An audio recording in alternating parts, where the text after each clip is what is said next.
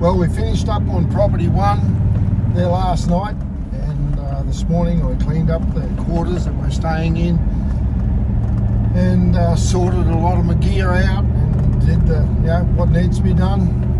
And we're on the road up now to the next property. This is one of my favourite properties to trap. It's always an interesting place. It can be tough, but there can also be a lot of dogs here. So fingers crossed we're going to get a big tally. We got 13 at the last run, and 13 in 8 nights, and I think we can beat that at this place. I just actually had a call from a lovely old gentleman. He's been watching the show, Don.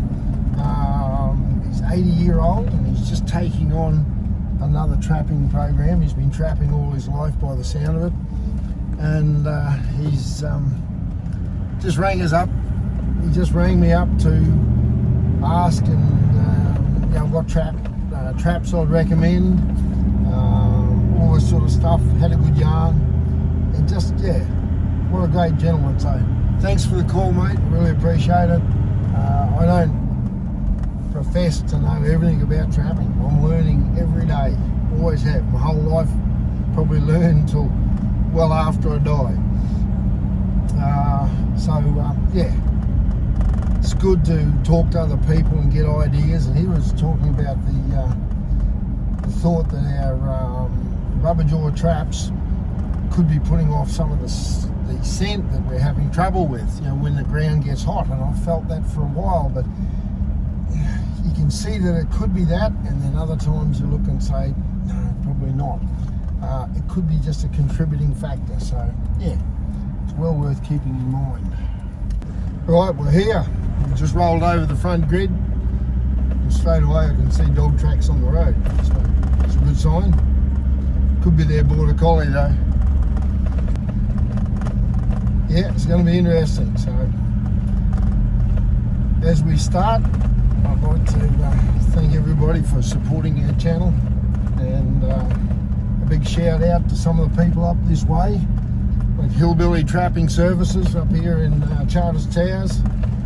I hope you're doing good there, guys. And a lot of the people that get behind us on the channel, Minnesota Rancher, and the guys from up there in Calgary and Montana, and all over the world. It's just incredible. It's a very humbling thing.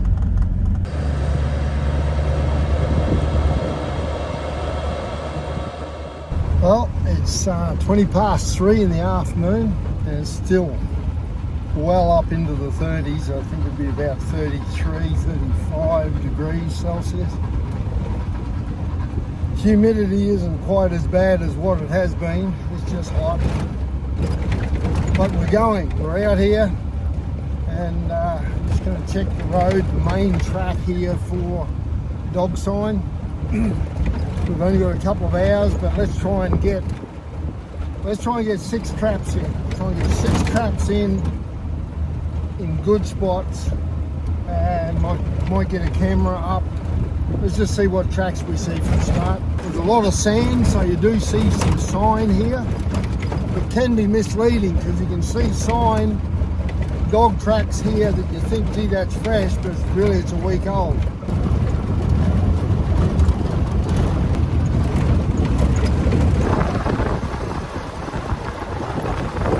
Okay, we haven't gone far, and we've hit our first dog sign. One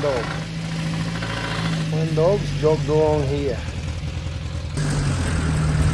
I think there's been a vehicle out here about 2 days ago, so that track should be under 2 days old. This crossing down here, I think we've caught 2 or 3 dogs in it before. It's quite a good little pinch point, so let's have a look at it. Okay, I'm going to plan for 2 dogs at a time, so we'll set doubles tonight. Yeah, this looks like a place that we could do some good. Track there. I reckon, I thought it was a dog up and a dog back, but I think it was 2 dogs. Nothing on that side. Two dogs on this side, and they pulled up here and had to sit down. Bit of a mooch around, that dog. So I reckon if I get probably on that bank where the bit of sand is, put a drag on it, and probably bitch's urine, I'd say.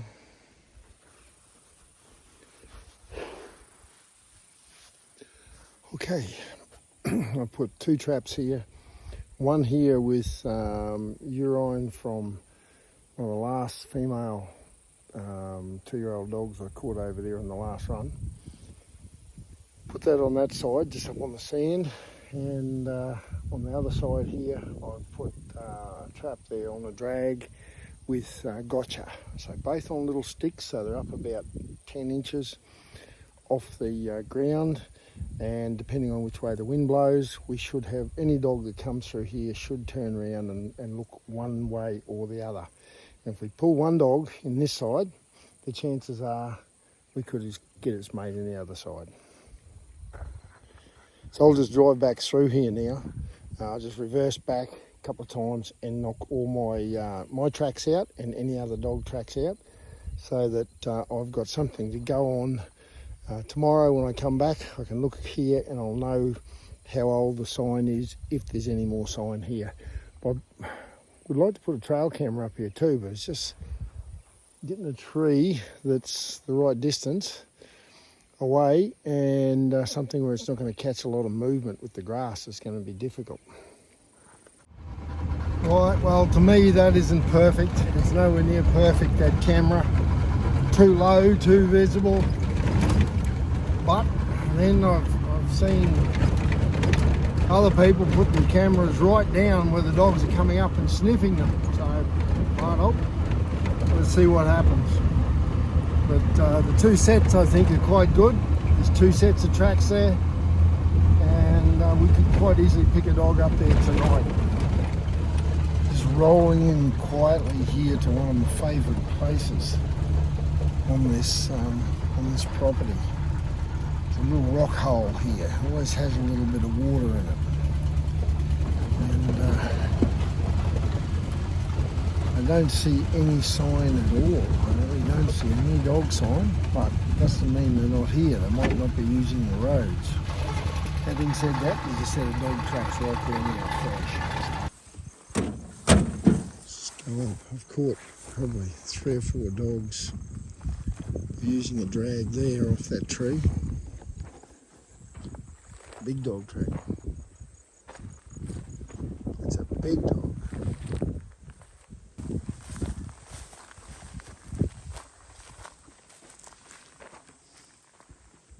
Fresh dog track there, fresh. And what a magnificent little place. It's worth 2 or 3 traps here and a camera. I think this is well worth setting up properly here. More fresh tracks everywhere. Right, I haven't gone into much detail of how I set them. I just wanted to get this set in before dark. Okay, so I've put a camera up in the tree. I'll just set it going now, the Reconics. And I've got, because I see the big tracks, real big tracks, I'm thinking there could be a big dominant male here. So I think he's going to be really switched on for urine, especially I've put some to one side here. That's Moss's, when she was in season, urine. I've got another dingo bitch's urine on the other side, and I've got fat on a drag in the middle. So 2 tied down traps and one on a drag, but I've got the squeaker then up to the left hand side. What I'm thinking of, let's get the dogs in here and let's see what they do in front of the camera.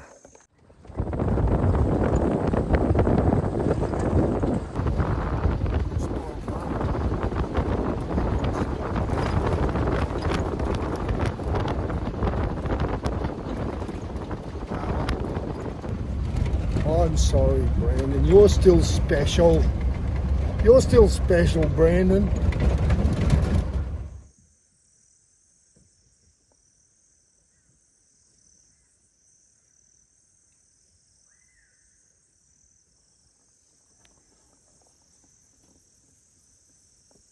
Well, that doesn't make me happy. it's a bit of closure for me, but it's certainly not making me happy. Last trapping program here, I lost a trap, and I thought, have you just overlooked it? And I went back and I come back to the spot where I put it on a drag on the other side of this road here in the open stuff.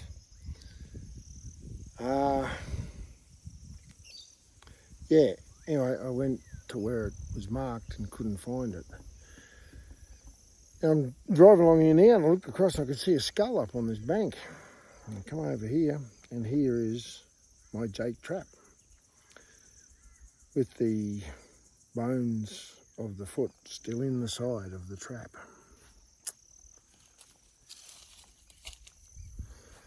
Here's the skull.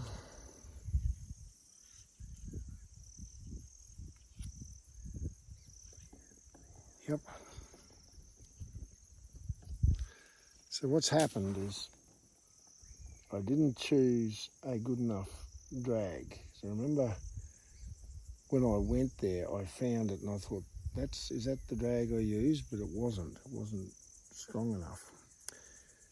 I've probably picked up something that I thought was strong enough and might have had a weak point in it.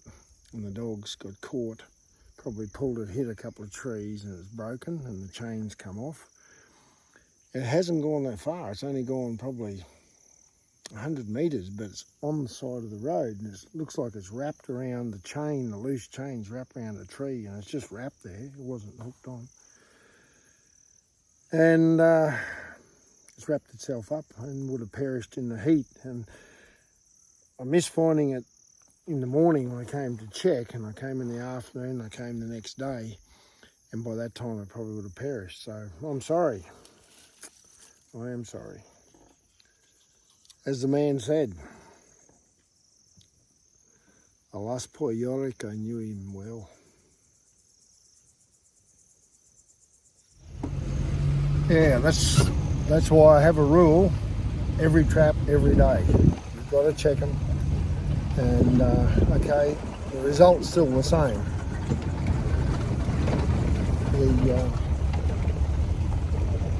The animal's going to die. But I've got no problems with a swift, clean kill. Yeah, that really is. That'll stir me up for a long time, people, because I just don't like that at all. I'm so against having an animal left to die in a trap. And I've heard even people in government departments talk about that, talk about how they can't get around their traps all the time, and a lot of times animals are rotten by the time they get there. You know, I just can't stand that. That's just against everything that I believe in. So, yeah, I'd be a hypocrite if I saw anything bar something that I had to apologise for. Let's see if we can put a trap here. And I think there's tracks there. A lot of different stuff there, cattle. But it's a great pass-through for a dog. One coming off the top of this rim here, off this mountain. Coming around, I think it'll still be a really good place to have a trap or two. Might put 2 traps in here and then call it quits for tonight. Well, come along here, trying to make my way out of this thick stuff before dark, and I could see something on the road. I thought it was a wallaby, and I realised it's a dingo. So I grabbed the 243, hauled it out, and took the shot, and it's down, I think. Mozzie went out like a little clown. Yep.